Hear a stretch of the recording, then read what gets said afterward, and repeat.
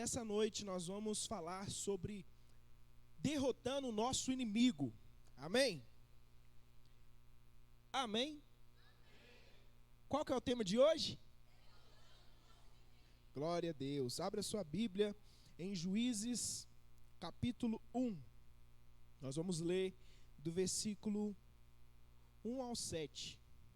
Tem como colocar a NVI para nós, Poli? Por gentileza? Amém. Diz assim: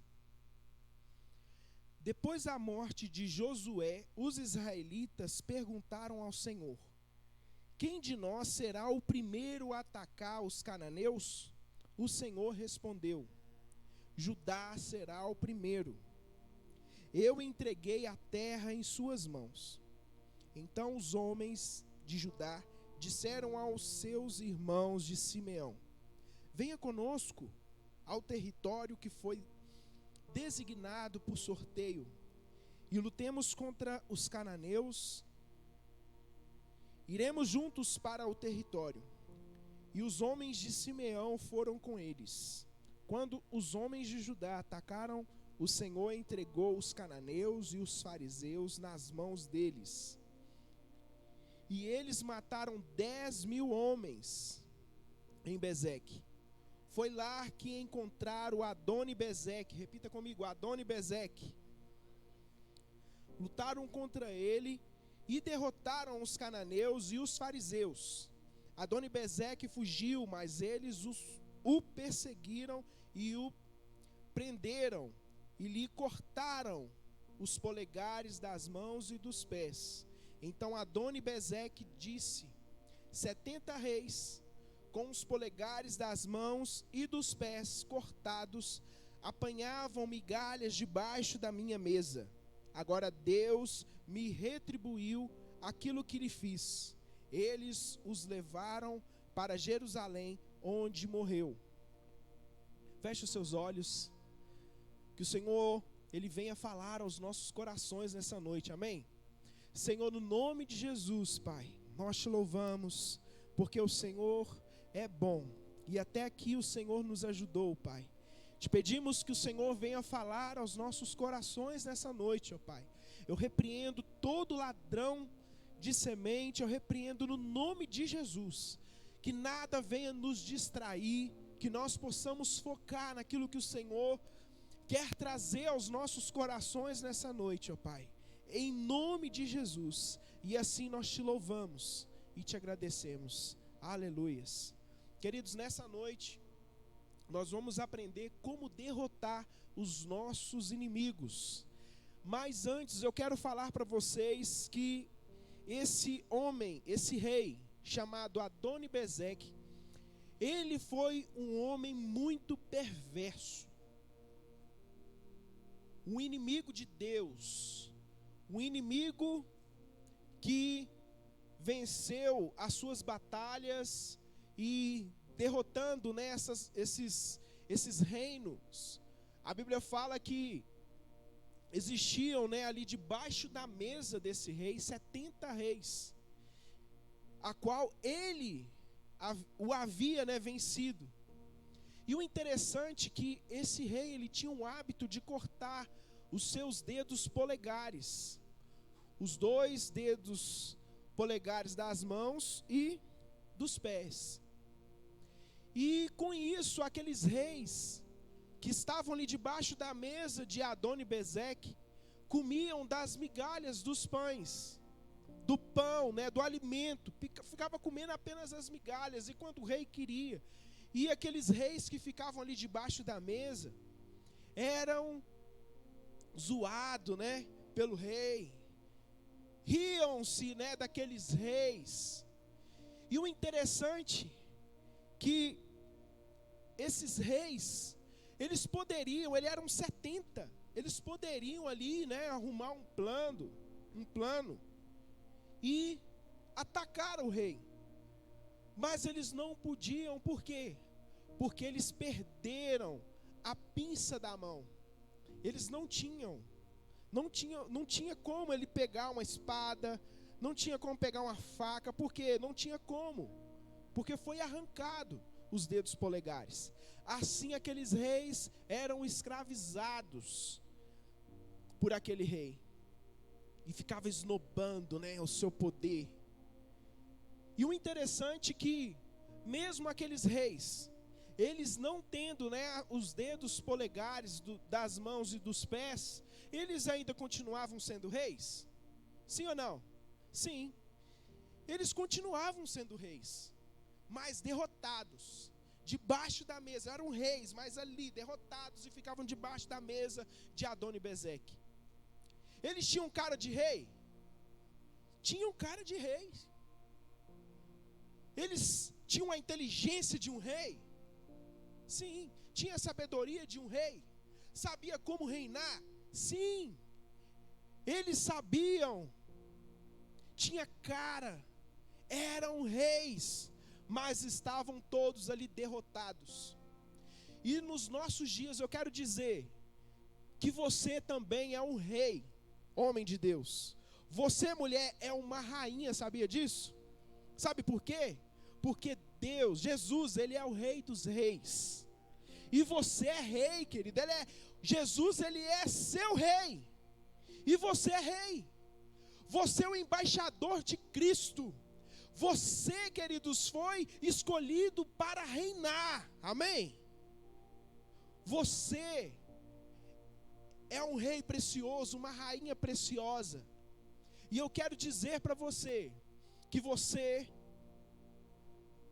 pode vencer Adoni-Bezeque, que é o nosso inimigo.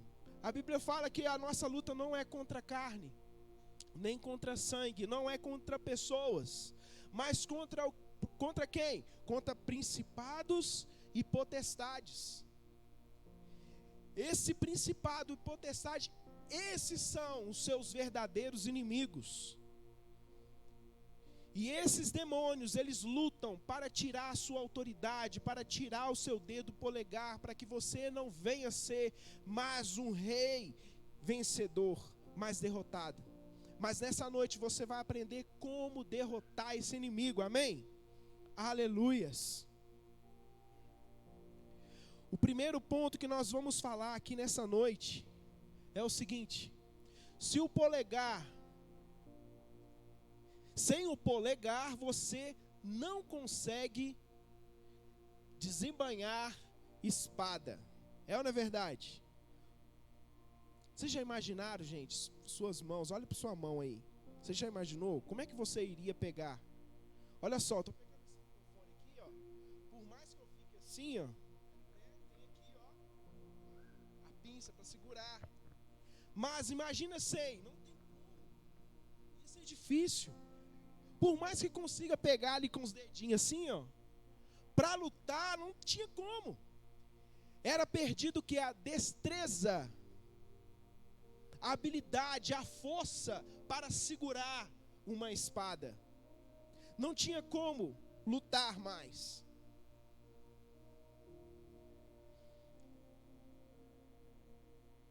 E nessa noite eu quero dizer para você que Satanás, Adoni-Bezeque, ele quer tirar a sua destreza de lutar. A espada que representa o que é a palavra de Deus. Querido, Satanás, ele quer tirar a sua força. Mas nessa noite, você não vai deixar isso, porque Satanás, ele arruma cilada, planos. Mas o Senhor nessa noite, ele te alerta para que você venha estar atento.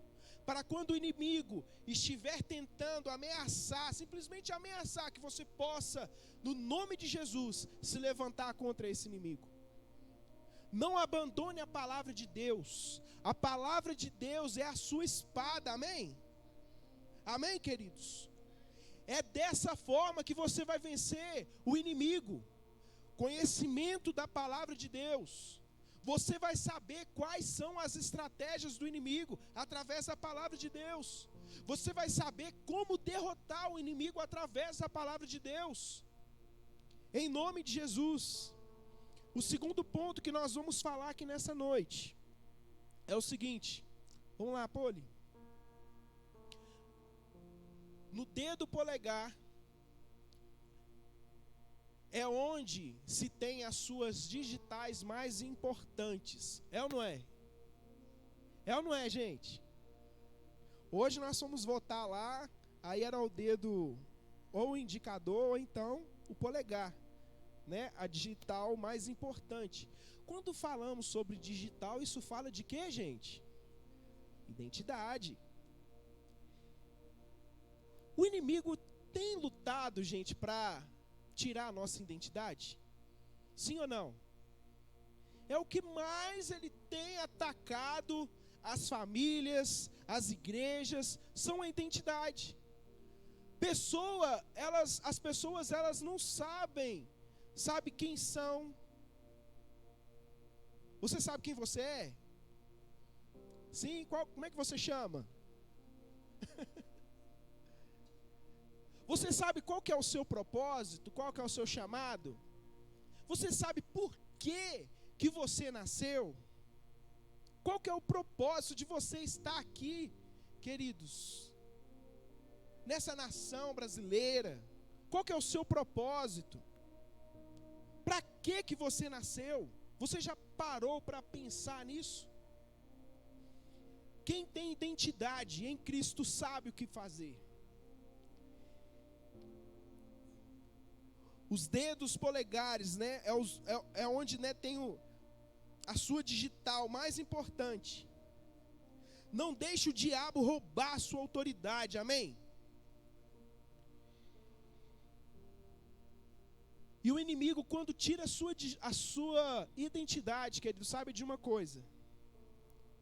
Quando você deixa, né, isso acontecer com você, o que acontece? Aí você sujeita, está debaixo de uma mesa do inimigo, comendo migalhas. É isso que o inimigo quer para você.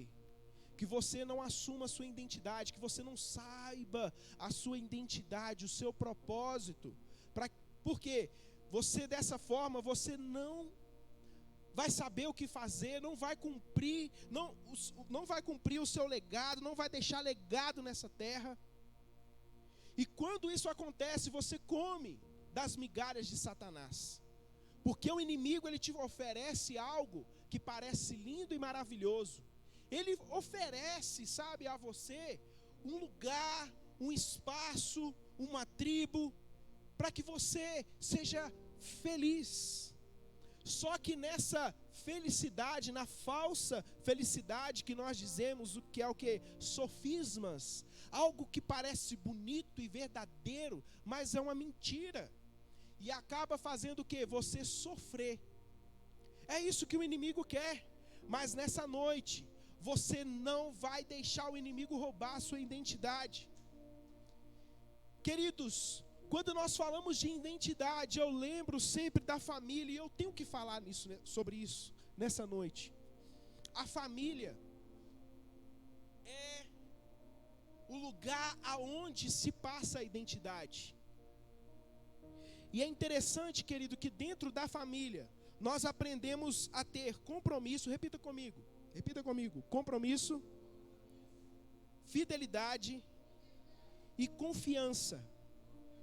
Dentro de uma família que é estruturada, uma família que cumpre, né, o seu propósito, ela consegue obter isso, ela passa a ter ela tem compromisso. Em todas as coisas, querida, essa pessoa ela tem compromisso. Compromisso com a igreja, compromisso com o trabalho, compromisso com a família, compromisso com as pessoas. É uma pessoa de compromisso. Eu não vou aprofundar muito sobre isso, mas eu quero já convidar você a participar de todos os cultos de homens, todos os cultos de mulheres. Participe do culto da família.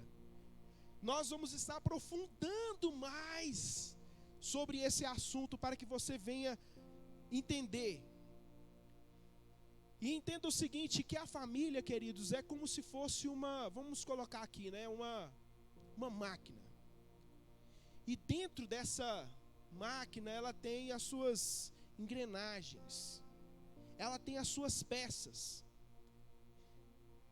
E a peça mais importante começa do casal, do homem e da mulher.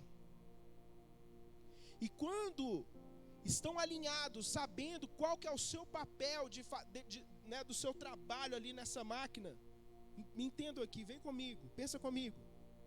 O que vai acontecer? Os seus filhos também vão ser o quê? Sensacionais, vai ser top. O Marcos aqui já trabalhou com algumas máquinas, né? E as máquinas lá, por exemplo, lá, se por um acaso tivesse alguma peça fora do lugar, as peças, né, que iam fazer ali eram perdidas, ou não é? Dava um trabalho. O Marcos conta, né, algumas histórias aí que às vezes ele insistia, assim, não, vai dar certo, pode fazer dessa forma, ia lá, o negócio não dava certo, né? Porque o Marcos não tinha um conhecimento como um cara que era profissional, não é?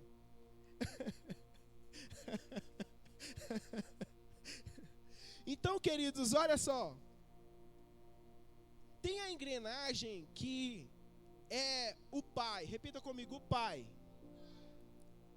O pai, ele tem uma função. E ela não é maior do que o da mãe. Igual. Só que o pai, ele tem um papel. E a mãe, ela tem outro papel. Muito importante. E o interessante é que o pai, ele dá o quê? Direção. Repita comigo, direção. Ele dá também o quê? Limites. Repita comigo, limites. E proteção. O pai, ele tem essa responsabilidade. Ele tem a função, essa peça, que é muito importante dentro ali da família. Ele tem o propósito de quê? De dar direção. Direcionar os seus filhos. A mostrar aos seus filhos quem eles são. É no pai que se afirma, já falei muito isso, que se afirma a sexualidade dos filhos, tanto do homem, tanto da mulher. Às vezes tem-se, né, o pensamento que o pai, ele mostra, né, dá direção à sexualidade, né, mostra quem eles são. Oh, você é homem e tal, e etc. E agora a mãe, não, você não, agora a mamãe, ela tem responsabilidade de mostrar a feminilidade. Não sei se eu falei certo. Não. Mas não, é o pai que tem essa função. Vocês podem observar como o pai, quando o pai ele fala para a menina, né? Ela fica muito mais. Vocês já perceberam? Quando a mãe fala assim, ô mamãe, como é que eu tô? Nossa, você tá linda, filha. Mas quando o pai fala, você está linda, filha, é diferente. Porque o pai, queridos, ele tem nessa máquina, ele é, sabe, uma engrenagem assim forte, poderosa, para afirmar isso. Ele tem esse poder, ele tem essa afirmação. Dar também o quê? Limites. Limites, queridos. Quando a gente fala de limites, não é ser um homem bruto, grosso, violento, nada disso. É colocar limites para quê? Para que haja equilíbrio. Para que os filhos eles venham ter equilíbrio, venham entender. E também o que? Proteção. O pai, ele é o porto seguro dos filhos. E a mãe, ela tem um papel muito poderoso. Ela tem o que? Vínculos. Ela dá, né, nutrição. E também organização. Olha só para você ver que peça poderosa. Vínculos. O interessante, queridos, que às vezes, né, um exemplo, eu estou conversando com os meus filhos, às vezes eu não dou a devida atenção, aí a Gisele, ela vai lá e fala assim, amor, observa, olha só. Às vezes, né, Isabelle, olha papai, o que eu desenhei, olha o que eu fiz na escola. Aí, às vezes, né, eu estou mexendo em alguma coisa, está viajando, minha mente está longe. Aí a Gisele, por quê, queridos? Isso é importante, a mãe, ela tem essa função. Porque se isso não funcionar, esses vínculos, eles forem, né, quebrados, né, o que vai acontecer? Vai gerar algo na criança. Então é muito importante, queridos. Olha só para você ver como é que os filhos, eles têm, né, Olha só o meu boletim, papai. E mostra para o pai, porque o pai, queridos, é algo importante. E a mãe, ela tem que ficar ligada nessas coisas. Para o quê? Para não deixar o pai falhar. Amém? Os vínculos, também se fala que às vezes os filhos, né, entre eles estão tendo alguma coisa entre eles. A mãe vai lá, resolve, você tem que resolver esse problema.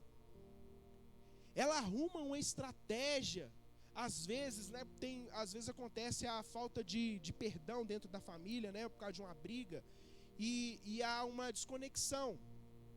A mãe, ela arruma uma estratégia, ela arruma um cafezinho, arma uma armadilha, mais assim, do bem, para quê? Para juntar. Ela tem esse poder.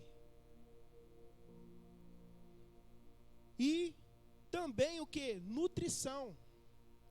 A mulher, queridos, ela tem algo assim muito poderoso, que as empresas, elas já têm observado, né, isso nas mulheres, que elas têm uma facilidade, né, de gerir, de organização.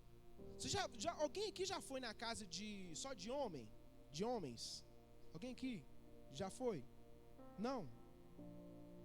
É uma casa bagunçada, tudo desorganizado. Mas quando vem uma mulher, queridos, ela só olha assim, ó, já coloca tudo no lugar, numa velocidade.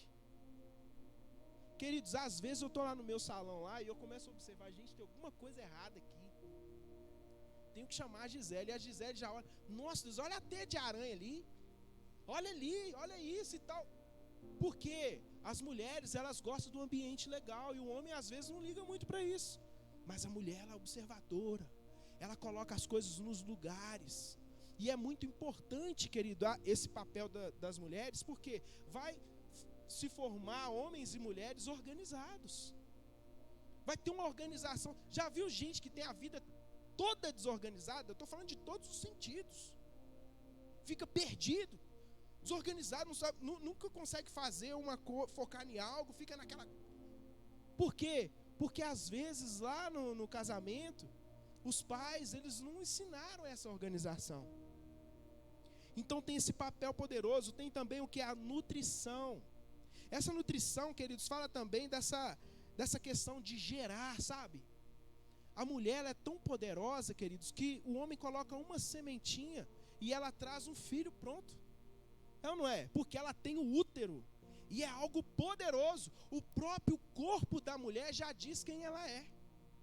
É um instrumento poderoso.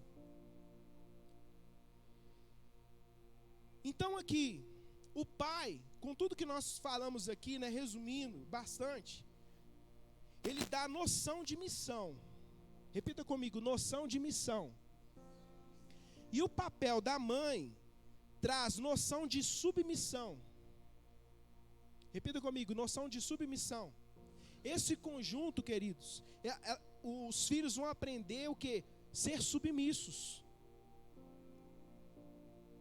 É muito poderoso isso, queridos, porque eu falo de ambos os sexos, tanto o homem, tanto a mulher, às vezes não tem a submissão porque foi falhado isso aqui, essa submissão. Não consegue ser submissos, é desrespeitosos, manda em si próprio, não quer prestar contas, não está nem aí. E o inimigo, ele sabe de tudo isso. E ele vai no ponto certo para arrancar, sabe, esse dedo polegar seu, para você perder, sabe, a sua identidade. Mas para a gente fechar aqui, ó, existe um instrumento poderoso que é o casal. O casal juntos, querido, uma só carne. Ele vai mostrar o que é a sexualidade para os filhos, a afetividade e o companheirismo. Isso tudo os filhos vão aprender. Trazendo o que é uma noção de equipe. O que é uma equipe? O que é uma família? Isso através do casal. Está vendo como é que as peças vão encaixando? E dentro disso tudo existe o amor. O amor, o que contém nesse amor? Tem o que? Limites, afeição e liberdade. Tem muitas pessoas, queridos, que acham que o amor é um sentimento, mas nós sabemos, algo que nós temos aprendido sempre aqui, amor não é um sentimento. Amor é uma ação. Amor é uma atitude. Quando se pensa que o amor ele é um sentimento, entenda o seguinte, que quando você estiver passando por uma situação, às vezes num relacionamento, seja ele de cônjuge ou amigos, ou de irmãos, não importa, o que vai acontecer? Quando você, eu não amo mais, eu não sinto mais amor, aí vai acabar o quê? Destruindo esse relacionamento. Então, dentro disso tudo aqui, queridos, dentro da família, né, o pai sabendo o seu papel, a mãe sabendo o papel, a família sabendo o que realmente é amor, sabendo o que é uma família, o que vai acontecer? Eles vão saber qual é a sua identidade. Vai ser firmado qual é a sua identidade. Por que, queridos, muitas pessoas às vezes falham nisso? Porque lá atrás os seus pais não souberam passar. Ou lá atrás os seus pais se separaram. E houve ali uma quebra, né, no relacionamento. Quando aquela menina mais precisava do pai, o pai a abandonou. Quando aquele menino mais precisava do pai, o pai abandonou. E isso, queridos, é algo que acontece demais na nossa nação. E o interessante, que quando falamos sobre isso, nós lembramos do que? De orfandade. Filhos de pais órfãos. Não, nada a ver com o que eu falei aqui. Filhos de pais vivos, né? Mais do que órfãos de pais vivos. Nossa, eu embolei agora, eu fui igual a Dilma agora. Dilmei agora. Tem os seus pais, mas são órfãos, porque os pais não são presentes, se separaram, e isso gera, queridos, uma falta de identidade. Os filhos não têm direção. O que eu vou fazer? Eu preciso do meu pai. Aí vai fazer com o que acha, com os seus pensamentos. Isso é triste, queridos. O Senhor, Ele quer restaurar essa paternidade. E o interessante é que a palavra de Deus, quando você lê a Bíblia, principalmente assim no Novo Testamento, você vê uma preocupação com os órfãos. Vocês já perceberam? Que Jesus fala assim, que eu vou ao Pai, mas aqui, eu não vos deixarei o quê? Órfãos. Por quê? Porque sabe que a orfandade gera algo terrível, perde-se a identidade, os valores é perdido, entram em uma falsa liberdade, uma liberdade que traz destruição. Mas, queridos, no nome de Jesus, o Senhor quer restaurar isso em nome de Jesus. O Senhor, Ele detesta o divórcio. É por isso, queridos, que nós temos que lutar. Porque aqui entenda o seguinte, que o amor é sacrificial. Ele suporta, ele fica firme, haja o que houver, ele permanece. E quando há isso, queridos, quando pede ajuda ao Senhor, ao Espírito Santo, queridos, vai saber qual que é o seu papel. Às vezes a sua esposa, homem, não está cumprindo a função dela, mas aqui, cumpra o seu papel. Saiba qual que é o seu papel, se posicione. Ore para sua esposa. Você assumindo o seu papel, vai gerar algo e vai funcionar aquilo que não está funcionando. A esposa, às vezes o seu marido não está funcionando bem. Seja uma mulher de Deus. Coloque, ele no eixo em nome de Jesus. Orem para o seu esposo. Direcione o seu esposo. Deus há de lhe dar sabedoria para que o seu casamento venha ter estrutura, para que os seus filhos venham ter identidade. Eu não quero falar aqui mal dos seus pais, não quero, sabe, colocar algo aqui de...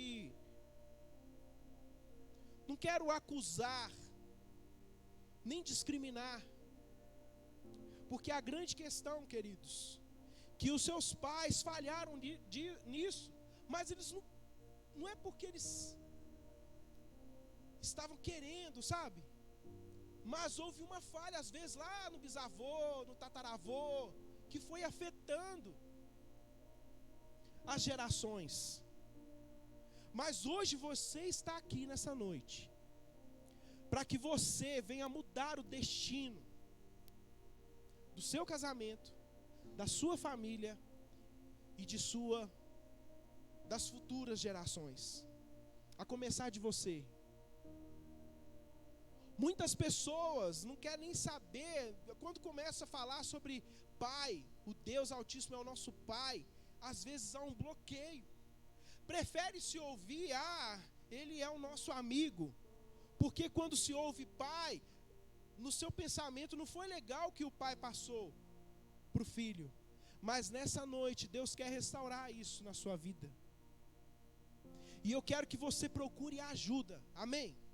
Procure um discipulador, um líder de life, o seu pastor. Nós queremos ajudar você a se organizar, a funcionar, para que você venha ter uma família funcional, amém? Em nome de Jesus. O terceiro ponto: sem os dedos polegares não tem direção das montarias de animais.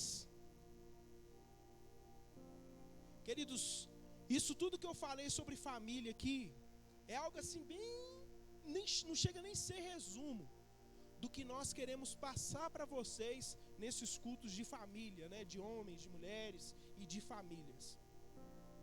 Nós queremos aprofundar sobre esses assuntos aqui, para que você venha ter uma família funcional, para que você venha ter sabedoria, sabe, para ter um casamento poderoso. Eu quero que você tenha um casamento poderoso, amém? Quantos querem ter um casamento aqui poderoso, jovens? Né? Todo mundo quer ter um casamento poderoso, não é verdade? Abençoado, uma família funcional, em nome de Jesus. Quando se perde o senso de direção, queridos, o que acontece? Essa pessoa, às vezes por causa dessa situação da família não é funcional, vai acabar o quê? Não sabendo escolher um cônjuge. Tem uma pessoa aqui na igreja que ela fala algo que eu falo assim, gente, cabuloso isso que ela falou, mas não é que é verdade? Ela falou assim, não, porque tem uns jovens aí que tem o dedo podre, só escolhe mal, só escolhe, gente, não tem nada a ver, pessoas fora do propósito, pessoas assim, não tem nada a ver com o propósito dela mesma. Então, queridos, esse senso de direção, quando tem um pai, um discipulador, um pastor que venha dar direcionamento, ouve-se um líder, o que vai acontecer? Vai saber da direção também, para quê? Para escolher a pessoa certa. Quando a família ela funcionando bem aqui, queridos, o que vai acontecer? Só o filho, só de observar um pai funcional, uma mãe funcional, um casamento que funciona tudo direitinho, eles vão saber o que escolher. Vai ficar chato para escolher, não é qualquer um que esse filho vai escolher, porque eles sabem o que querem. Eu quero servir a Deus, eu quero uma pessoa que sirva ao Senhor, que ama o Senhor primeiramente, uma pessoa que é de oração, uma pessoa que é íntima de Deus, uma pessoa que é cheia do Espírito Santo, uma pessoa e etc. Não vou falar mais não. Então, queridos, em nome de Jesus, que você venha, sabe, cuidar desse dedo polegar seu, porque o inimigo, ele quer tirar isso de você, sabe, destreza de lutar, de vencer batalhas, destreza, de guiar, uma carruagem, para ter o que? Direção, senso de direção. Você, precisa ter essa identidade em Cristo. Quarto ponto, sem os dedos polegares não podem levantar a taça da vitória. Queridos, muitas pessoas não levantam a taça da vitória mais porque foi-lhe tirado esse dedo polegar. As pessoas, elas ficam perdidas por não ter identidade, por não saber como lutar, por não ter senso de direção. Às vezes você só tem tomado a taça da amargura. Pessoas profetizaram sobre a sua vida, mas no outro dia você tomou a taça da amargura. Às vezes pessoas, queridos, profetizam algo para você, mas você, ao invés de seguir o direcionamento do Senhor, prefere a taça da amargura. Quantas pessoas que estão vivendo uma vida amargurada, porque não querem pedir perdão, não querem liberar perdão. Vive uma pessoa dodói, qualquer coisinha fere, vira uma pessoa mimimi, uma pessoa, que às vezes nós temos que pisar em ovos para saber o que falar. Por quê, queridos? Porque essa pessoa, ela tem algo que tem que ser resolvido, que é o quê? Liberar perdão. Uma pessoa amargurada, queridos, é cheio de amargura no coração, raízes de amargura. E como é que é gerado essas raízes de amargura? A falta de perdão. Peça perdão. Perdão, queridos, é igual o amor. Não é um sentimento. Perdão é algo sacrificial. Você tem que sacrificar o seu desejo, a sua vontade e pedir perdão. Perdão não é algo assim que é pedido por Deus. Se você quiser, peça perdão. Não, você tem que pedir perdão. Porque se você não perdoar o seu irmão a qual você vê, como é que você tem coragem de pedir a Deus perdão pelos seus pecados? Você está sendo um egoísta. Deus perdoa todos os meus pecados, mas o meu irmão eu não perdoo. Deus não vai te perdoar, sabia disso? Por quê? Porque você não quer perdoar o seu irmão. A Bíblia, ela fala também que as suas orações, elas nem vão ser ouvidas. Que a questão do relacionamento, quando o casal, eles vivem ali um conflito lá, algum problema, e não pede, não libera perdão, fica sem conversar, a Bíblia fala que as orações nem é ouvida. Então, meus queridos, em nome de Jesus, comece, a negar sua vontade de não querer perdoar e vá perdoar, nem que você trema todo. Aqui, entenda o seguinte, às vezes as pessoas falam assim, não vou pedir não, porque vai ser uma hipocrisia, porque na verdade eu não quero perdoar. Queridos, aqui não importa, peça perdão, mesmo que seja uma hipocrisia, vá lá, peça perdão. Se continuou sentindo mal ainda, peça de novo, peça até que o seu coração venha ter paz, e você sinta que realmente perdoou. Você vai ter desejo de abraçar, de beijar essa pessoa, porque você perdoou. Aí sabe o que vai acontecer? As raízes de amargura vão ser quebradas dentro do seu coração. Uma pessoa amargurada, ela passa amargura para outra pessoa também, sabia? Porque é raízes. Então, em nome de Jesus, que seja quebrado isso da sua vida, em nome de Jesus, para que não venha passar isso para os seus filhos. Porque se você se comporta dessa forma, você vai passar para o seu marido, para a sua esposa, para o seu filho. Passa-se essa cultura de ser uma pessoa amargurada.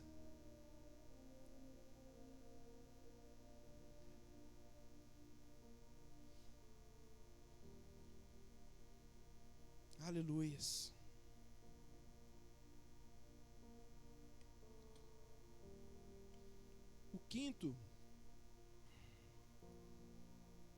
Quinto ponto. Sem os polegares das mãos, perdem-se a ordem de sentença. Quando você ora e nada acontece, você não tem autoridade. É aquela pessoa que prega o que não vive. É um verdadeiro fariseu. Em nome de Jesus, queridos, se comporte como um cristão em nome de Jesus. Seja cristão, não só aqui, dentro desse prédio, dando aleluia, glória a Deus, mas seja um cristão na segunda-feira, lá na sua escola. Se comporte como cristão. Porque quando você não se comporta dessa forma, como um verdadeiro cristão, você vai perder a autoridade. Tudo que você falar, ninguém vai acreditar em você. É igual um mentiroso. Já viu um mentiroso que fala mentira? Aí acaba que às vezes até o que é verdadeiro que a pessoa fala, você não acredita porque o cara é mentiroso. É ou não é verdade? E da mesma forma, queridos, é você como cristão. Se você não comportar como cristão nas redes sociais, dentro da sua casa, você vai perder a autoridade. E quando você for falar alguma coisa da palavra de Deus, as pessoas vão olhar e falar assim: quem é você? Quem é você para falar alguma coisa? Você é igualzinho a mim mesmo. Mas quando você vive o Evangelho, vive uma vida de intimidade com o Senhor, uma vida de relacionamento, de compromisso, de obediência, de responsabilidade, você vai ter autoridade. Quando você falar, você vai dizer as palavras, a palavra do Senhor, e ela não vai voltar vazia. Ela vai gerar alguma coisa na vida da outra pessoa em nome de Jesus, porque você tem autoridade. Amém? Ordem de sentença, queridos. Vocês lembram lá em Roma? Quando o rei levantava, morte ou vida, e todo mundo lá, vida, vida, aí ficava assim. Mas será a morte? É ou não é? Então, queridos, aqui, você tendo autoridade, a Bíblia fala que se você obedecer, tudo que você pedir no nome de Jesus vai acontecer. Mas por que não acontece? Porque muitas das vezes há uma falha, não há obediência, há alguma coisa que precisa ser acertada. Então, em nome de Jesus, seja uma pessoa obediente em nome de Jesus.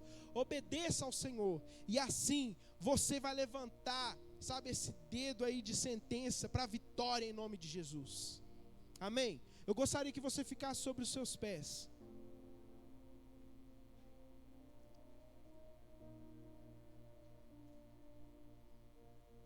Aleluia. Sem os dedos polegares dos pés, esse é o sexto ponto, tira o equilíbrio do corpo. Uma pessoa sem os dedos polegares dos pés não tem equilíbrio. Queridos, em nome de Jesus, nós repreendemos, em nome de Jesus, essa falha. Que você venha ter equilíbrio em nome de Jesus. Que você não venha ser um inconstante no Evangelho, mas perseverante. Não ser, sabe, não agir como ânimo dobre, mas que você venha ser fiel em nome de Jesus. Feche os seus olhos nesse momento. Senhor, em nome de Jesus, Pai, eu te peço, ó Pai, que nessa noite o Senhor venha restaurar os dedos polegares, ó Pai, tanto das mãos quanto dos pés, ó Pai. Que o Senhor venha dar destreza para poder pelejar e batalhar. Que o Senhor venha, Senhor, no nome de Jesus, derramar, ó Deus, a sua identidade. Que todos venham saber, ó Pai, e ter a certeza, ter a afirmação do que eles são no Senhor. Ó Senhor, a sua palavra fala que nós somos mais do que vencedores. Nós somos reis, nós somos sacerdotes. Que nós possamos interceder pelos nossos filhos. Que nós possamos, ó Pai, interceder por essa geração. em nome de Jesus, que possamos ser, ó Deus, sacerdotes, ó Pai, dessa nação, que nós possamos clamar ao Senhor por essa nação, ó Pai, para que nós possamos ter, ó Deus, uma família abençoada, um estado abençoado, um Brasil abençoado, ó Pai, em nome de Jesus, porque nós sabemos, ó Deus, que quando existir famílias funcional, o Brasil vai ser o melhor lugar a se viver. Por isso, no nome de Jesus, Pai, nós te pedimos que o Senhor venha restaurar as famílias, que o Senhor venha, Senhor, trazer, ó Deus, a reconciliação, em nome de Jesus, que o Senhor, ó Pai, venha tocar em cada coração, em nome de Jesus, para que possa reconciliar com sua esposa, com seu esposo, com seus filhos, em nome de Jesus, que os filhos venham perdoar os seus pais, que os filhos venham perdoar a sua mãe, o seu pai, em nome de Jesus, que haja, Senhor, em nome de Jesus, um derramar, ó Deus, nessa noite de arrependimento, que nós, ó Deus, possamos nos arrepender, ó Pai, e que possamos, ó Pai, ser, ó Deus, pessoas que perdoam, em nome de Jesus, que vivam uma vida de reconciliação, e que nós possamos ensinar as outras pessoas a, ó Deus, reconciliar uns com os outros, e assim, ó Pai, também que nós possamos, ó Pai, levar as pessoas a ter uma reconciliação com o Senhor, que é o mais importante, ó Pai, em nome de Jesus, que nós, ó Deus, possamos cumprir o propósito do Senhor nessa terra, que nós possamos cumprir, ó Pai, em nome de Jesus, aquilo que o Senhor colocou em nossas mãos, que nós possamos, ó Pai, perseverar até o fim, cuidar, ó Deus, daquilo que o Senhor nos deu, e que possamos deixar legado, ó Deus, para os nossos filhos, para a próxima geração, para a glória do Senhor. Nessa noite, ó Pai, restaura esses dedos, Pai, em nome de Jesus, porque, ó Deus, para o Senhor nada é impossível. O Senhor é poderoso para fazer infinitamente mais daquilo que nós pedimos ou pensamos. O Senhor é poderoso. Aqueles que estão pensando que não tem jeito, tem sim jeito, porque o Senhor é o Deus que criou os céus, a terra, o universo, as galáxias. Tu és o Todo-Poderoso, ó Pai. Apenas um dizer de uma palavra, o Senhor traz o milagre. Por isso, nessa noite, em nome de Jesus, faça um milagre nessa família, Senhor. Em nome de Jesus, restaura as famílias nessa noite, em nome de Jesus. E nós te agradecemos, ó Pai, porque o Senhor é fiel. Aleluias. Será que você pode aplaudir o Senhor nessa noite? Aleluias. Glória a Deus.